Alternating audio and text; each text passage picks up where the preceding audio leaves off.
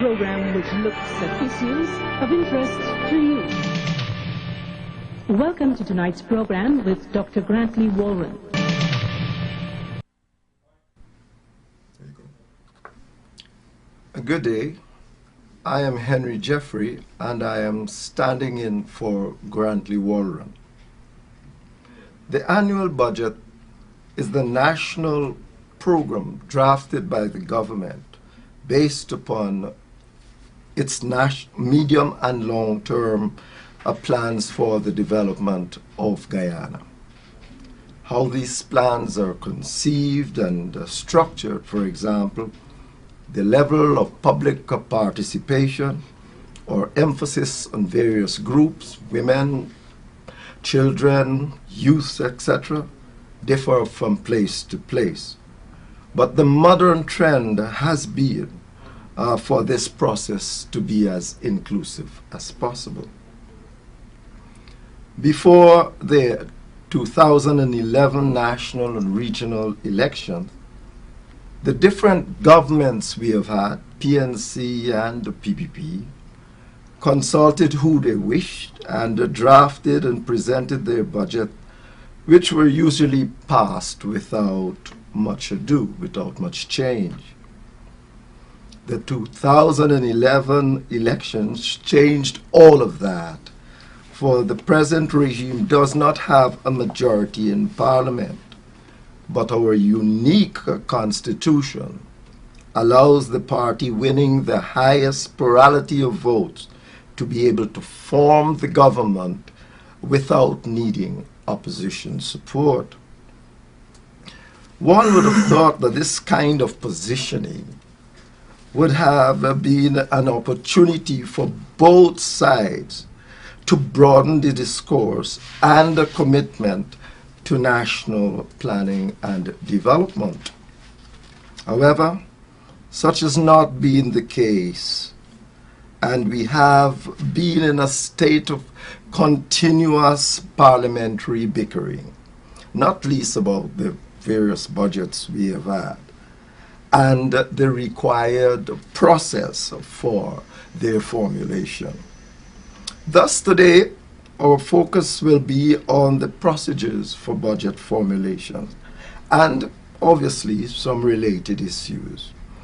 And I have with me to help in this process a former Minister of Finance, Mr. Carl Greenidge, MP. We have Mr. Clinton Erlin, President of the Georgetown Chamber of Commerce and Industry, and of course, Mr. Lincoln Lewis, General Secretary of the Guyana Trade Union Congress. Thank you, gentlemen, for coming. Thank you, Henry. Happy to be here. Carl, maybe we will start with you. I think one of the problems that I see out there, I hear from people, is that they're not quite clear what the normal process of developing the budget is like. You being a finance minister, former finance minister, might be able to tell us something of that process, and perhaps add whether or not the process as it is today has changed. Yes, thanks very much, Henry, and once more, hello to your audience. The budget process that Guyana has remains, by and large, the traditional budget process that the UK itself uses and that we had in the past. The timing of certain things may have changed, but the sequence is exactly the same. It hasn't altered radically over the years. Roughly around July, the Minister of Finance will send out to the various agencies falling under his purview, that is, those that he has to account for and report to Parliament on, the government will have to report on, those which require resources from him, and those which provide resources into the Consolidated Fund are required to say to him what their plans are for the year as regards activities, as well as revenues, expenditures, and in relation to the expenditures in particular, which tends to be the area in which the public sees the budget perhaps The Ministry of Finance is especially interested in going through those estimates of expenditure because more often than not, enterprises, entities plan to spend far more than they themselves can finance or far more than the Treasury can fund in any one year. So a big task of the minister and his team is to coordinate and synthesize the requests on the one hand for expenditure and match them with the revenues and then determine whether additional borrowing will be needed, bearing in mind debt repayment, repayment of principal, interest, and the sale of assets and so forth. By the end of September, October, the entities should have submitted, in response to the guidelines that the minister will have provided in July, should have submitted a first estimate of the types of expenditures they are likely to incur. The minister and his team will work on that to the end of the year. And as the end of the year approaches, he then starts to pull together various elements, including the financing side, what he anticipates is going to happen to balance of payments, loans, grants, and so forth. That full package will start to take shape normally in January. And if there are any major gaps, then there's a hurry-up period in February, at which point you try to finalize. Of course, it is possible, and in some places, to complete the exercise and submit the budget by the end of December, so that you start the new year with a budget that covers the entire year. The legislation, however, requires that the budget be submitted by the 30th of March of the year to which it applies. So in a sense, what we're seeing at the moment is a government living within that deadline. And in my time, that was exactly the same. Sometimes you get it earlier, sometimes you get it later. The budget having been laid or presented to Parliament, the Parliament is supposed to, or the National Assembly is supposed to take a decision on that budget no later than April 30th. Okay, that is the process. 2 points. The minister reads a budget statement, and then the estimates of expenditure and revenue, the 3 volumes, big documents, are provided. The parties look at them, and within a few days of the budget statement, 5 days or so, the opposition parties react by being part of the debate on the budget statement. And that debate is just a debate about policy. It doesn't change numbers. It's an exchange of ideas. Has this budget been well thought out? Does it seem to address the main points? Are its objectives relevant? Are the priorities justifiable? The assumptions about revenue in the future, do they make sense? Are you planning to build an economy in which gold prices will be $5,000 US dollars an ounce for the next 20 years? Whereas elsewhere, there seems to be an assumption that the prices will be unstable. These are the sorts of things that happen in the debate. After that 5 or so days or a week of debate, you then have to sit as a committee, the Committee of Supply in Guyana, it used to be the old Ways and Means Committee, and look at the estimates. You go through the numbers. But of course, the tables are very, very numerous, and therefore the question, sorry, let me make it clear. The purpose of that sitting down is to, as I would put it, interrogate the government as regards its proposals. Do these requests for money make sense?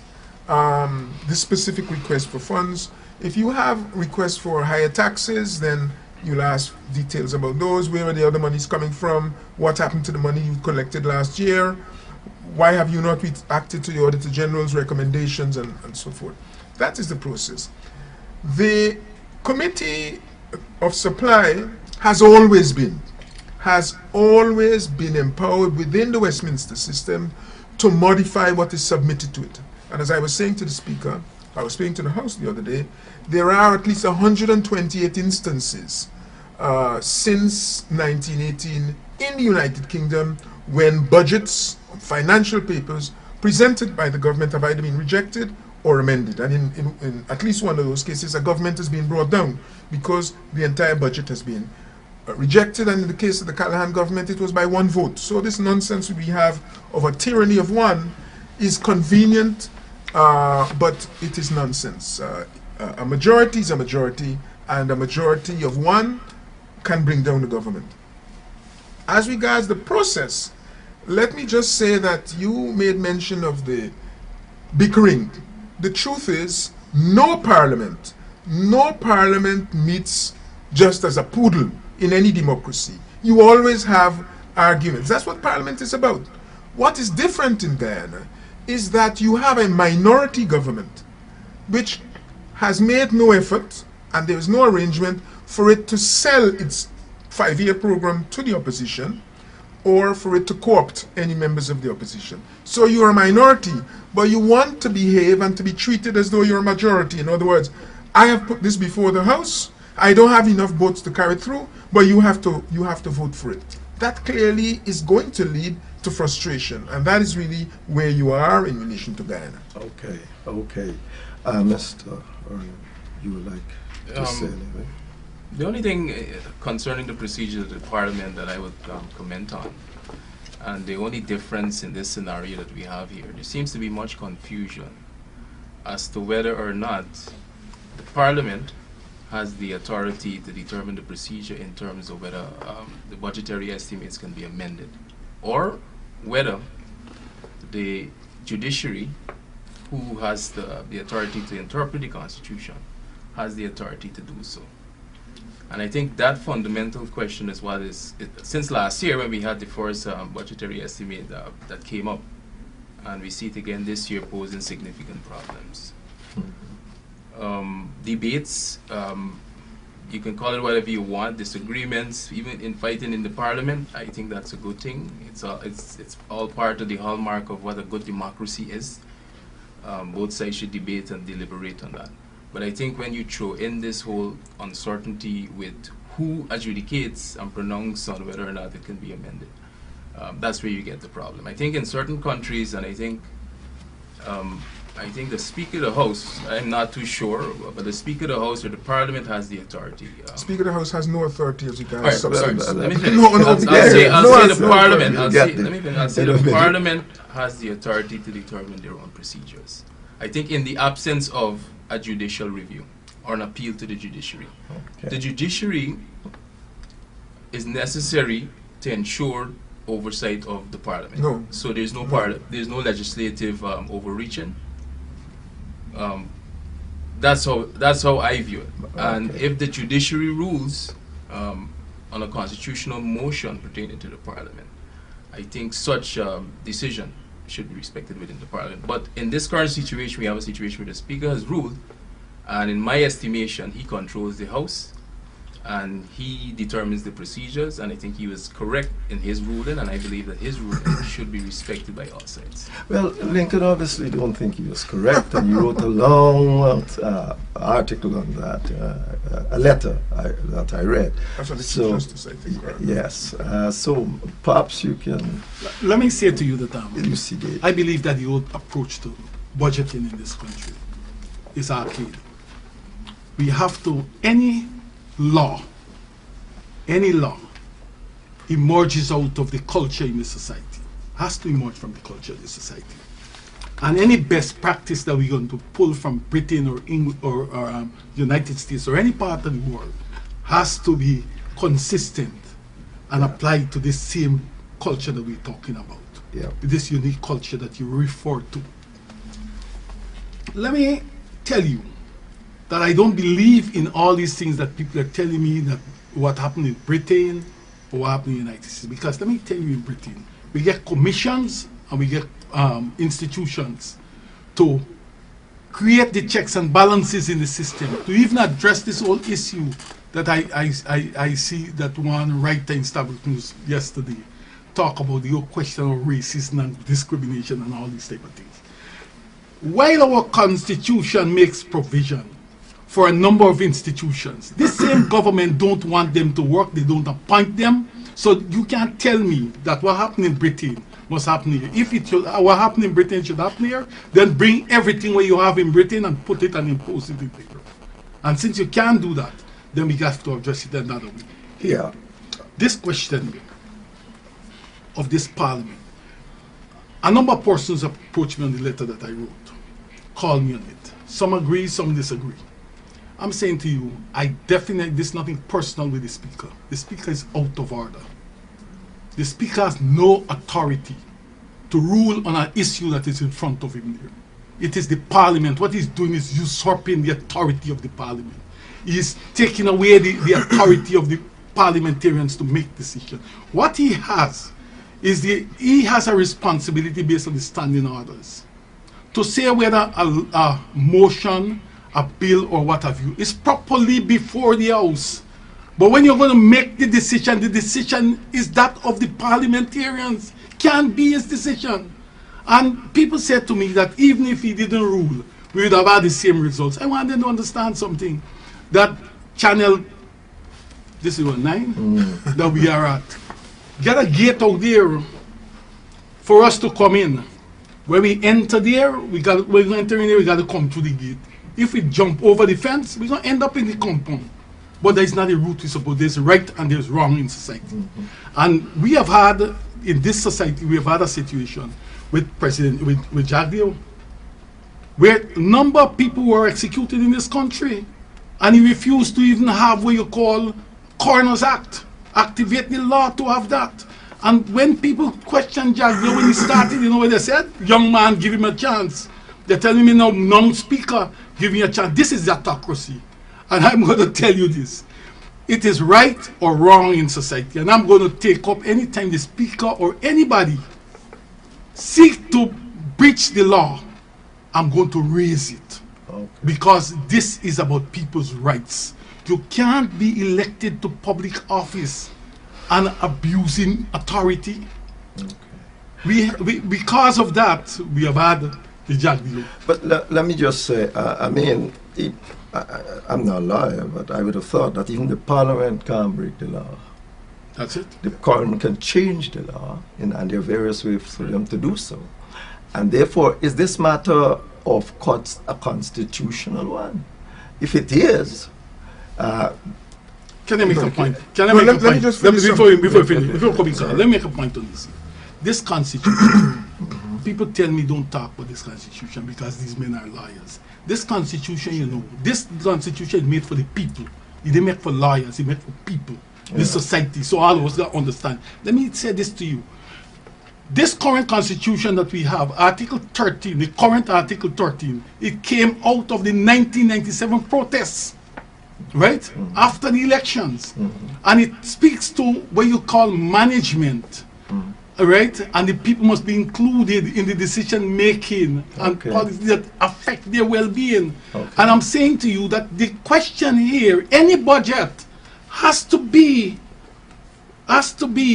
take on board the ideas of the people in the society. all right, we'll get there, Lincoln. Carl, I see. Yes, because I you want to, on the jurisdiction, to be very clear. A lot of quite erroneous comments are made about responsibilities. First of all, as regards the courts cannot, and they never have in a Westminster system, responsibility for overviewing the Parliament. The House of Commons, the law courts, and the cabinet and its executive are three separate entities. They carry equal weight. Okay. In the case of Guyana, unlike the United Kingdom, the constitution is what is paramount. But what people tend to do is to treat the presidency as paramount in Guyana. And you see that even in some of the judicial decisions, they try to accommodate the presidency. The judiciary has no responsibility for controlling the parliament. Its responsibility is to interpret the law. The decisions regarding cuts is not a law, those except insofar as they're captured in the standing orders. But the judiciary isn't the one that interprets the standing orders. The standing orders, which govern the operations of the House, are rules made by the House itself. The Speaker's role is not to make decisions about anything in that regard. The Speaker's role is to look at the standing orders and ensure that the patterns of behavior in the House conform to the standing orders that the House has agreed to. On any matter of substance, it is the majority in the House that pronounces on it. It is not the Speaker. Can you imagine? A majority in the House takes a decision about expenditure, and the Speaker says, well, I don't like it, I'm overruling it. It's not possible. This is not democracy. That is one man, and he may not even have been elected. Okay? It's possible for a Speaker not to have been elected or faced the poll. So we need to be clear about responsibilities. The courts and the cutting of budgets, let me just the Chief Justice drew to the attention of the Attorney General, and it's the only decision he made, that he could not authorize the Attorney General to take money from the contingencies fund. That is what Minister of Finance. It's the Attorney General who came to the court. The Chief Justice says he couldn't authorize him because, and let me say this for Mr. Erling's benefit, no entity in this country, save the Parliament, and that is the National Assembly, can authorize the expenditures of money under the consolidated fund. And the Chief Justice cannot authorize you, he can't authorize the Minister of Finance to spend money. It is only the Parliament. And that can't be reinterpreted by the Chief Justice. The Chief Justice was required to pronounce on whether the Parliament, in arriving at the decision, had acted properly. Okay? Now, the question of parliamentary rules and their interpretation is actually for Parliament. Okay? If a law was someplace that is broken, that's a different matter. All right, let's hear from... The separation of power doctrine, Henry, goes hand in hand with checks and balances. Even though you have the three separate branches. In Guyana's case, the executive, I think there's hardly any checks and balances on him because he's an executive president with enormous powers. But he's the government. Yeah, he's a check and balance. He's a cabinet. He's the government. So there are checks and balances. He can't send you to court, for example. Yeah. He can't send you to jail. Right, exactly. Right. So there are checks and balances. The legislature, who looks over the legislature and ensure that the legislature is not violating the Constitution? The Constitution. No, I'm talking about the Constitution. Yeah. And this is where, look, I'm no lawyer, but listening to both sides of the arguments, they're saying it's a breach of the Constitution. What is? To amend the Constitution. Amend the budgetary estimates presented by the Minister of Finance. When the Chief Justice made his provisional ruling, he also said, look, my job is to interpret the Constitution, and that's what he'll do if a case is brought to him. And in most societies, in the US, for instance, I can talk about, the Parliament and the legislature has enormous powers, but they don't supersede the Constitution and the judiciary from interpreting that Constitution. Yeah, but he also said, hold on, let me finish. He also said, the Chief Justice in a provisional ruling, that although he would interpret the Constitution, his ruling has no binding effect on the Parliament. And in specific, that's when he ruled in the Rohi case. In specific, the Speaker of the House, because the Speaker of the House determines the procedure. He interprets the procedure. Let me, we seem to be a contradiction. Are you see, you just said that the courts should be as speaking and making decisions about the Constitution. Yeah. Therefore, if this court is a constitutional issue, the Speaker shouldn't be doing it. That by definition. But you seem to agree that the Speaker should do it. Let me make it clear what I said to you before. Yeah. When I first introduced. Yeah. I said in the absence of the judicial review or a judicial challenge to this issue, the procedures of the Parliament is determined by the Speaker. But this is not procedures of the Parliament. You, according to your own statement, this is a constitutional thing. Let me say whether or not it is or is not. You said that this matter of course is constitutional. Then you said that the Speaker, I'm not going there, you said so. The Speaker then you said, the Speaker has the Constitution, the people must do any review of that, it's the court. It's the court. But then you are turning back and says that the speaker is correct in what he did, and he changed in the Because, Henry, constitution. because legislatures around the world, Oh, and that's why I keep saying, in the absence of a challenge to the judiciary, but they did have a hold on, challenge. hold on, the interpretation of the rules or the rights, whether it's used in the Constitution, the procedure or how to proceed, comes from the Speaker of the House. Yeah, but And this if a challenge, let's go down. the No, House no, has no, the no, authority no. to determine its own No, rules. but this is not his own rule. If you say this is constitution, The it can't be his Constitution own has- rules and be constitutional Constitution sets out rules. some things, okay? That's right. The Constitution sets out some things. Nowhere in the Constitution will you find Anyway. a reference to how voting should take place in the House, for example. So but- don't yeah. confuse But things. let me just make a quick point. And we move on. Yes, let me Yeah, just make a because quick we get point. confused right here. You know, when we talk not about getting when we talk Yeah, you about are. the president and Sorry. enormous power, Yeah? when we talk about the president and enormous power, Yeah. Obama get the same powers, you know. He get the same powers, but he's an executive president with enormous powers too.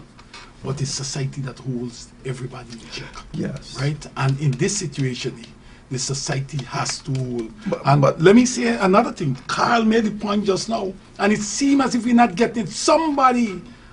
For instance, every time the Attorney General speaks, he talk about the Constitution. But it's a violation of the Constitution. You never say one time which clause in the Constitution, which article has been violated. We not talk about that. But let me say to you, my brother, this thing that we're going around the place and telling people that the president is above the Constitution must come to an end. But nobody Right? tells anybody that. no, I am take a saying order to you, from the I president. I have never heard that from No, the no, president. I'm not talking about the himself. president. I'm talking about society, people in society who going around to say that the president is above. We have to use this Constitution to hold all institutions, public institutions. Well, I want to make one point here before we move on, and that the presidency of Ghana is much more powerful than Obama. Because the presidency controls the parliament through his party. He has a vote. Obama can go to the Congress and his own party vote against him. He has no control, and that's what has happened all our lives. That By the culture you talk No, The rules allow this president, for example, yes, to end up appointing a whole set of the people Yeah. that are supposed to be supervising him. Exactly. The attorney general, in the courts and the constitutional bodies that you mentioned, we've ended up with a situation where those people are actually appointed by the president. But the president, That is important the president because can they're be the supposed to be supervising leader him. of the majority party in parliament, which has been the case for the most part. Well, not the leader, but certainly part of it. And the majority party supporting the presidency. That has been, that is And the no problem with matter- us. That is a major problem we face. That It's the a majority, culture, no, it's not culture. This is a structural problem you have there. That the presidency, the person who is president, has always had the support before now of the, well, he still has the support of its party in parliament. The difference now is that they are not the majority. And our constitution that gives him the right to be president perhaps with 20% of the vote. Once he got the highest plurality. So you're telling me, because Obama, Yeah. that Democrat can vote against a bill for Obama. Are you telling me that a PPP member of parliament can't vote a bill against In the Westminster same system throughout the world. But rarely do you have parliaments running against, and then they got to resign. This is not a No, Westminster and no, It is a Westminster model that's is. modified. Look, Yes. It's an hybrid system that we have in the system. And then they would have to Guys- resign. What's They happened to could, but they Roy will would have to not have resign. would not have happened because the whole government would have resigned.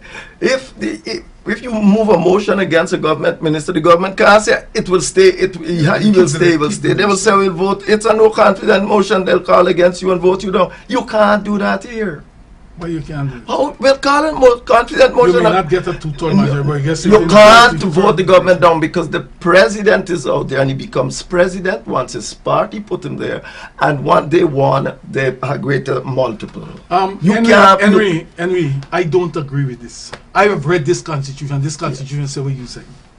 He didn't say that. No? All right. I'm confident we can carry a no confidence motion against this government. Of Any course, government. yes, but what would be the result? What the government- You would be legally, But you said that- it would have to go because here, it's The not the law doesn't motion require them itself. to resign. Here, not even the law, it's the practicality of the situation. If you carry a no confidence motion against the PPP, there's nothing saying that the president got to resign. That's the problem. But in the British Parliament, they have to resign largely because they can't get any bill passed after that day. They So- gotta go. Well, okay. The president. All right, well, okay. In this system here, Yes. you can get a bill passed after the day. But this, Is that what you're saying? That's the difference. Yes, but How of do you course gonna have- get the bill passed? But it's been happening. How do you get the bill passed? what I am saying to you is that the president in America, might not have first of all, if you carry a no confidence motion against this government, there are numerous other ways the president has to rule over time without resigning. Yes, but why the president can rule over time without resigning?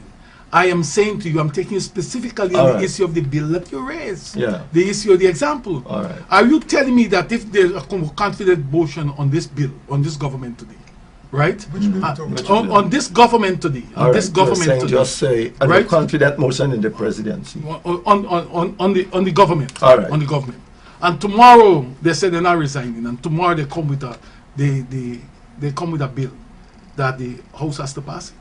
It doesn't have to pass No, it, not Lincoln, to. but if the House passes that bill, that is all the government requires, You don't forget you have two opposition parties. To the extent that the two opposition parties have a majority but they are separate, then there is no guarantee. You are talking about something else there. I'm not I- talking I- about I- something. Anyway, let's move off Yeah, of this. move on. Let's move off of Is this. it, I would because- like to ask the Like- panelists. No, move something. Yes, let's move Because off I for this a think little you're bit. Let's move off for this a little bit and talk about, because we spoke about what exists and various interpretations.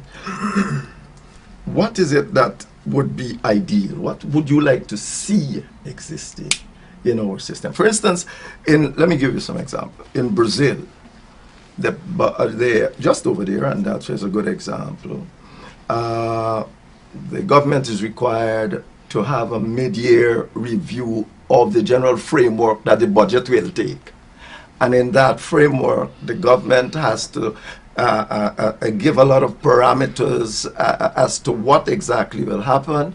And that has to be passed by the parliament. And 4 months before the time for the budget, the government has to put that budget there for discourse in the parliament with various constituencies and all of that. That would seem to me, and from the little I've read, that would seem to me to be where the modern process is going, widespread participation in I this think, Henry, process. I think with this current situation we have in Guyana, my response won't be long. I believe that the government should engage with the opposition, and meaningful engagement, providing all the information that is necessary, ensuring clear transparency and accountability as to how funds allocated in the previous years were spent with the opposition. And I also believe not just in opposition, because in Guyana there's lots of accusations of misinformation that goes out there. I also believe in the involvement of other stakeholders, civil society stakeholders, the unions, the private sector, we talk about even the churches, and include a wide cross section of stakeholders in the process. And I think the government should present their national budget.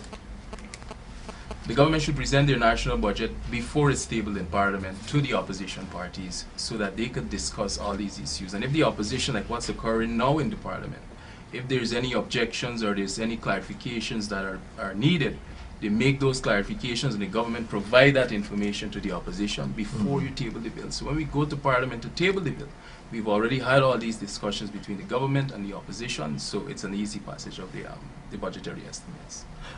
Okay, gentlemen, I will allow interventions on this matter by the two when we return. Lincoln,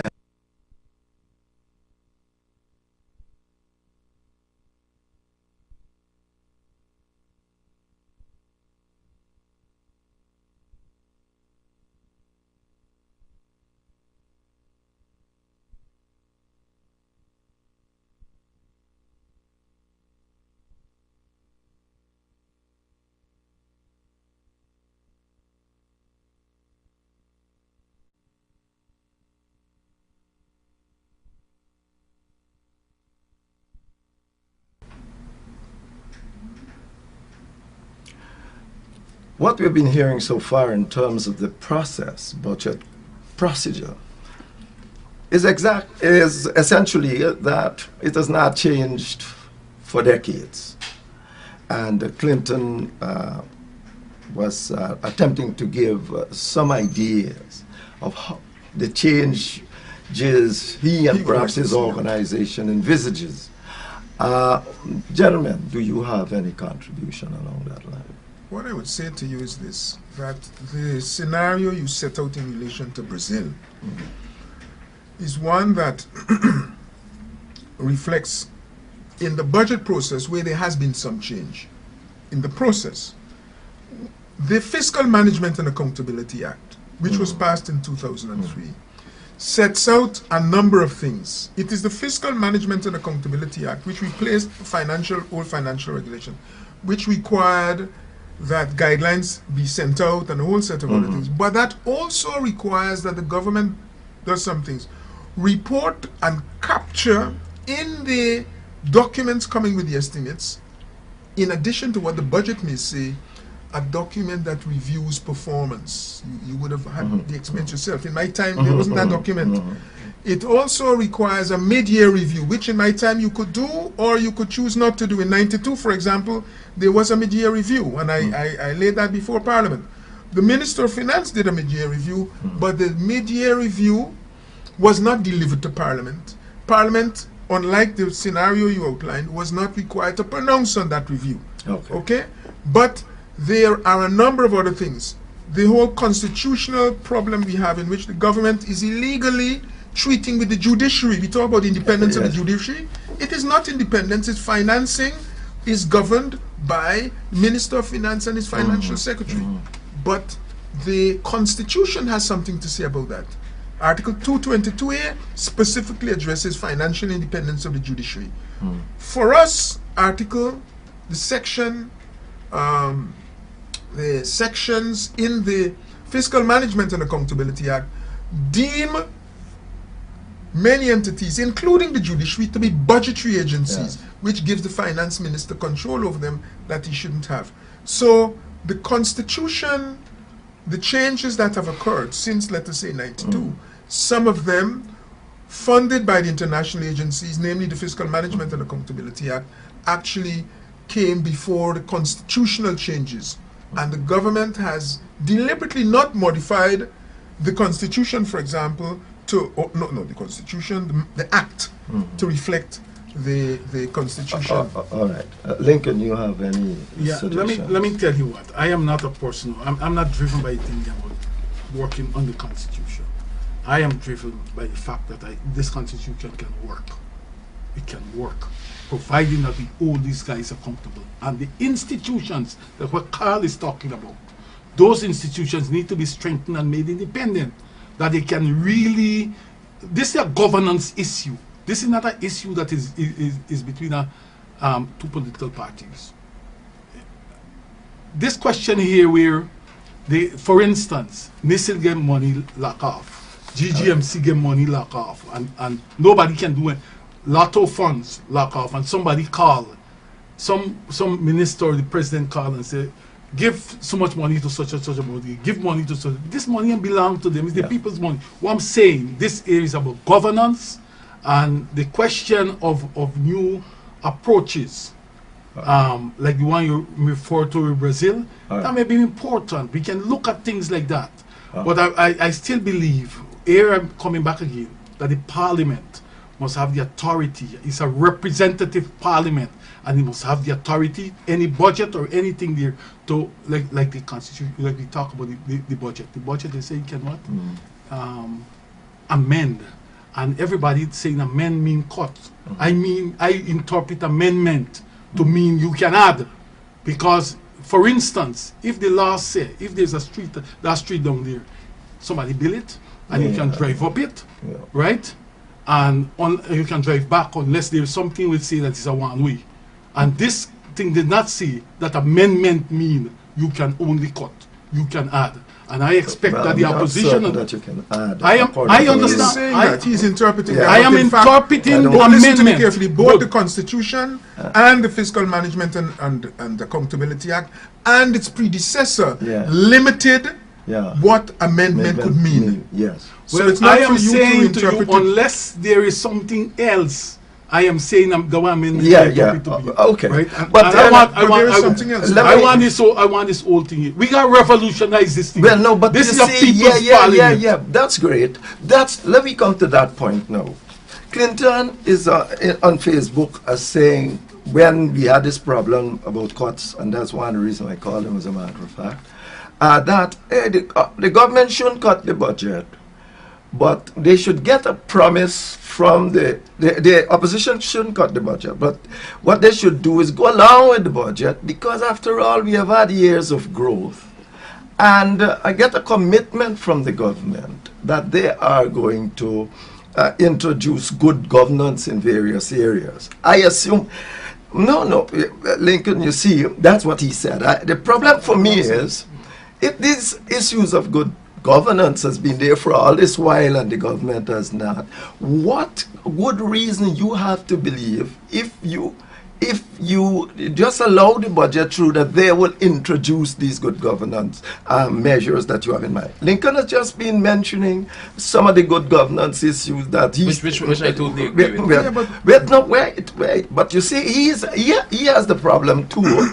He has the problem now of saying how great the Constitution can work if you get the institution to work. All these years, the institutions have not been working. The government has not been allowing to work according to all.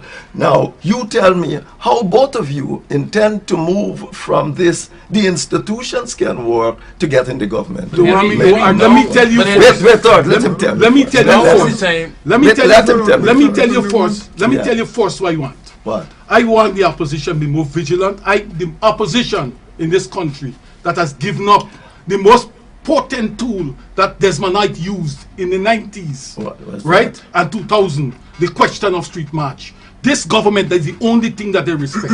And I'm saying to you, that's why we have to go back. Okay. But that is Because not an issue, governance, remember, when Desmond Knight attacked executive lawlessness in this country, Yeah. and he called for street protests and what have you, and get down there, it was civil society, a number of people, prominent people who look like me, who turned around and said, Desmond, you're wrong, come off the road, we demonize Desmond, we say it's too old, but it come back to haunt us is that we get in here now. Okay. And this question, old Carl, was saying to you, that the parliamentarians, the opposition, giving up the most potent weapon of street protests.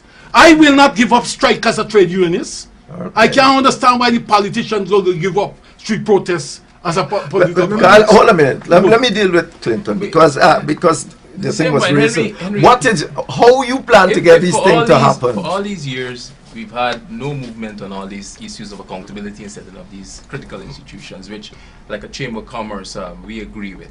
All that right. should be established. Agree with I that. think Never- now never is pronounced a it. good time to start. But yes, And- but and how in you will Guyana- get them to Hold on, start? break. If you're in the game, Yeah, go on. You guys keep interrupting. No, go on.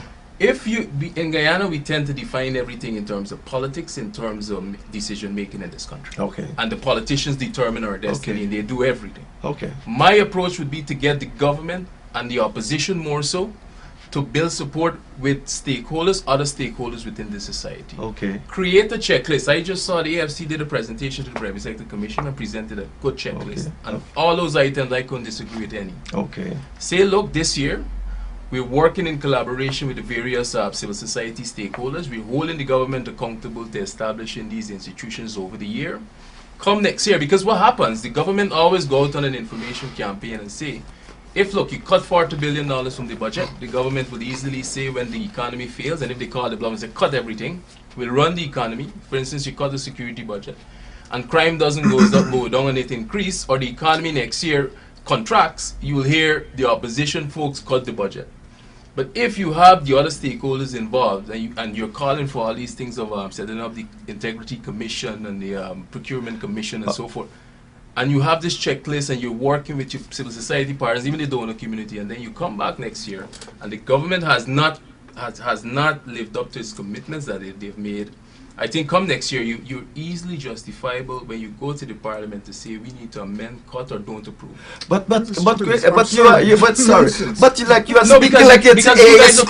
close-minded, you're not No, listening you to are what saying approach your is. You don't know what approach you're seems to me saying. like You don't it's know what a you're saying. historic. Yes. Because you have had stakeholder participation in many things. You've not had Let me- real no, stakeholder let me tell you- participation. no, You've not had real. stakeholder Oh, participation. what is Can I tell real you now? one thing? But politicians dominate the entire landscaping. But It's politics from parliament, politics it's from the cradle to the What are you grave. saying? You know, it's politics cast So me and you civil to sit society down don't here. have a role? No, I am saying, well, civil society have a role. What's Me the and you role? playing the role here right But now. the government has sat with civil We need- we are in a society. situation, we Jeffrey, are in a situation Henry that's Jeffrey, unique. We and- need to look at new approaches. No, but- if we keep thinking, What's the Yeah, but approach? what is we'll new? always have a approach? confrontation. What is What's the new? approach? What is new about I what just you are mentioned saying? the entire approach. No, but that's That's not not an new. approach. That's not new. No, We've the done government same. numerous times, about 3-4 times, especially when people are on the Two parties streets. have signed The agreements. the two parties have signed agreements that have agreements. been- Man, you don't In know what you're November talking about. 2011, this is the first time we've had this kind of special situation in Parliament where the opposition Which- has the majority. But that's a different But that's I a have not different seen that in my story. two. But how come is this a different? Because- Yes, because you're arguing I'm that. saying the Go make opposition an- has the authority to reject the budget or to amend the It only budget. has the authority if it has a majority.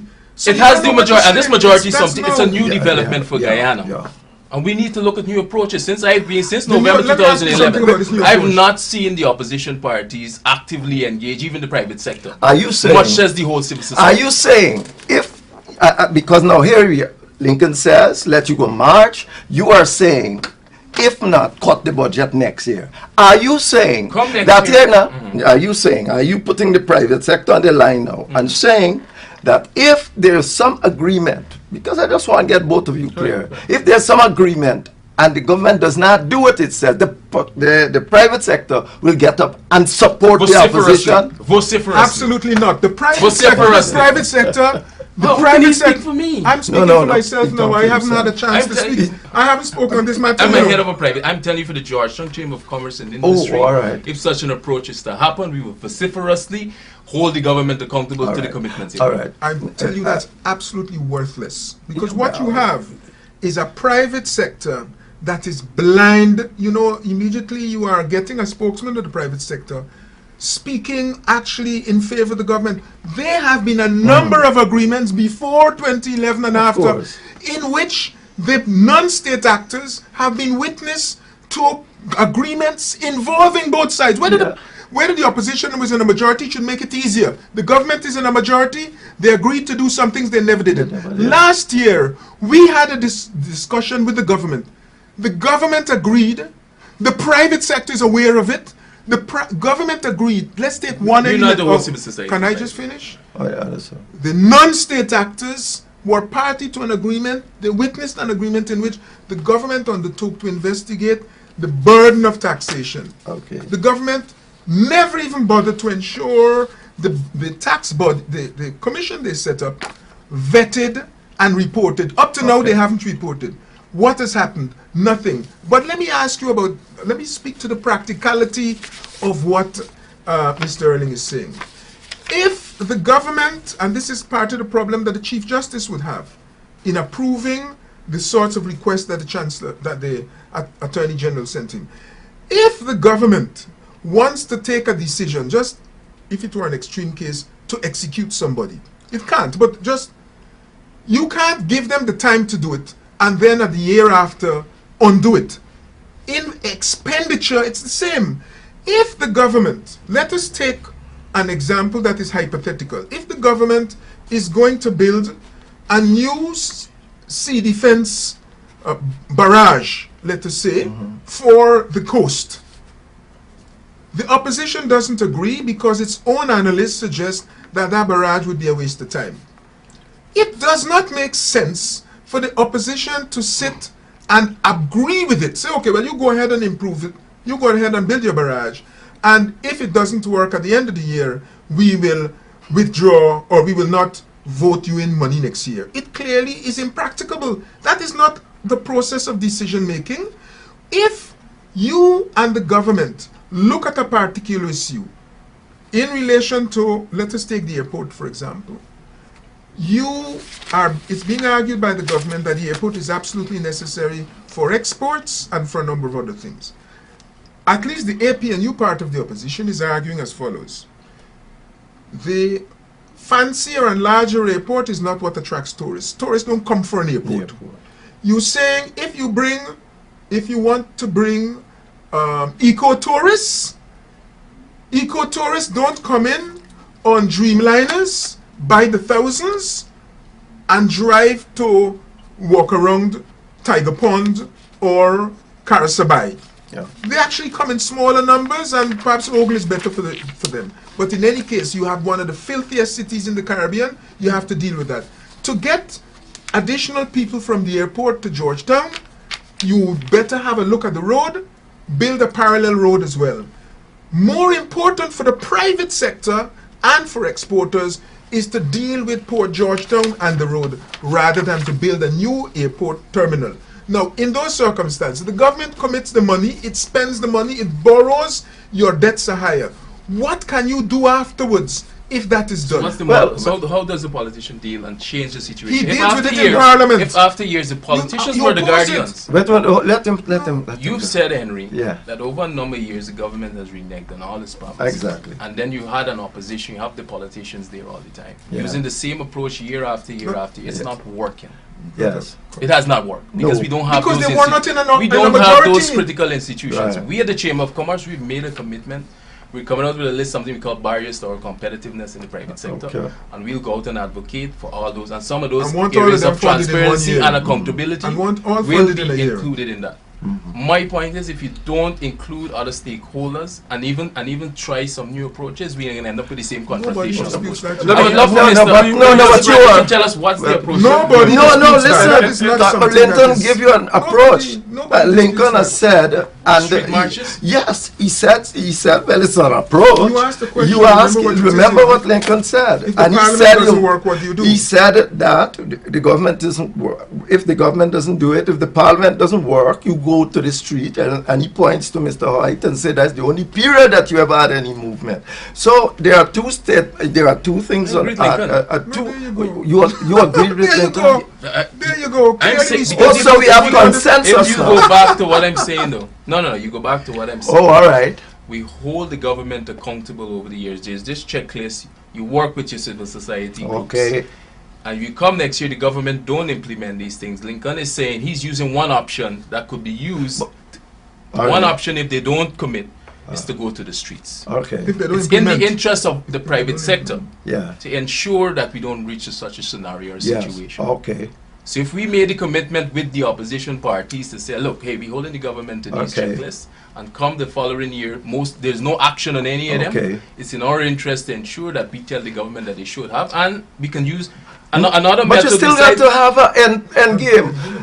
Effectively, we are saying if it comes to the end of the year and they have not done, you'll go to the street with Lincoln. No.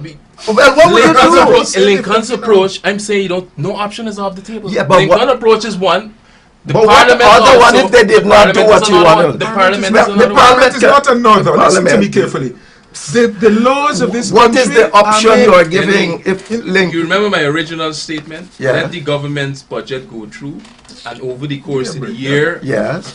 with the support of your civil society, Okay. you hold the government accountable Okay. to these various initiatives. And if it Okay. doesn't happen, then come next year, the opposition No, is no. justifiable in saying that we will cut, we will amend, or we will not approve. But that, and then but there's that some is other doing stakeholders like nothing. That is a Lincoln might waste say, of time. But protest is they- a legitimate right. but I they- will not take that away wait, from no, anybody. but remember, cut is not endangering the government anyway.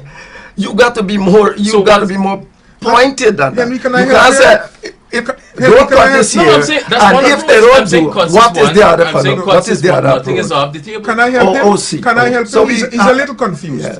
Parliament I is think the perhaps place. you are, Mr. Greenwich. All right. Parliament is a place where the governing party and the political parties that are elected operate. Okay? Correct. That is the purview of the Okay. politicians. You can't criticize them Okay. for doing that. That's what they Okay. do. No. Never criticize Oh that. man.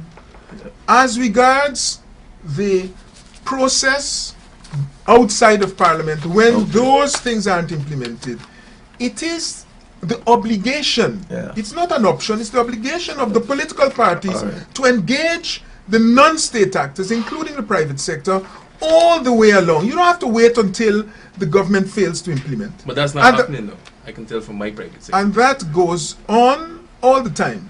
The question of the comprehensiveness of the embrace Yeah. is what matters. But when, at the end of the day, people feel so desperate that you have the street marches, that is an extra parliamentary, and it is almost a last resort. Right. So you have a spectrum of things that can be done. That's And what I see. therefore, it is not any Newtonian science coming here. The question is, with that available to us, we have still failed to bring a government to Well, isn't that that is not Lincoln Point? Yes, I- He's that saying, look, sense. all of these things are there available. That is true.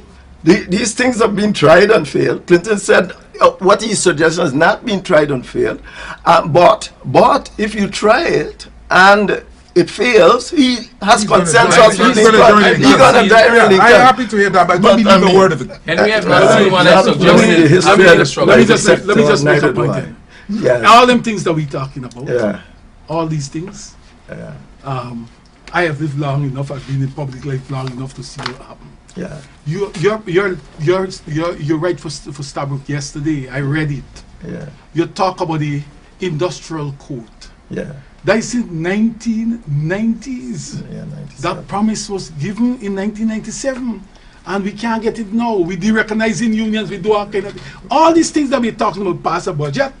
We're talking about pass a budget. Are you telling me that Christian Labour College must wait another year That's for the insane. subvention? No way. We're saying let this opposition, Yeah. the people's representative in Parliament, must adjust this budget, make the type of concessions and what have you that Critchlow can get its subvention. And there are other communities that feel that they are discriminated against, they are excluded from it. They must be considered in this process here. Okay. Don't give them another year. Okay. Plenty people may die by then. Okay. I think we reached consensus on one thing at least, and that is that we need to improve the governance mechanisms, and particular governance as it has to do with the budget. We need to make it more inclusive. We need to give the parliamentary opposition and other stakeholders a lot more say in how this process takes place. The problem we face in this discourse was really of recognizing this and saying, but most people know this a long time ago. There are institutions on the ground to do all this, but the government has not been doing it. Mr. Erlin came up with the notion that the private sector would support you if you don't cut the budget this time, but that's gone anyway. But you should still support, because I assume you will still support that the government, cut or no cut, because your support for the implementation of good governance mechanism should not be based on whether or not the opposition cut the budget. So cut or no cut, you should still support. And the opposition is willing to support a process of of some kind of protest, not necessarily street march, of some kind of protest if the government does not implement these matters in a year's time. And I assume that that is your position, whether or not they cut, because it shouldn't depend on that. So, yes, they're right. So that we can expect from the private sector, it's a big expectation, of course, that they are going to take this matter serious, and that it is not off the table. As you said, Lincoln Street protests are not off the table. Lincoln does not want to wait for a year. He's saying the Christian Labour College, he's not even bothering. He's saying the history of what you're seeing of the processes, political process in Guyana, that what we should do now is, or the opposition should do now, is to regain, to regain some kind of muscle on the street. And that would make this government move in a positive direction. Gentlemen, that's that's more or less where this discussion ends at this point of time. Maybe we'll come back, and I wanted to speak to Carl about some of the cuts he's making. I don't understand some of them. I understand most of them, but I don't understand some of them. So, but I think we are out of time. Thank you very much for Thank you, listening. sir. I'll be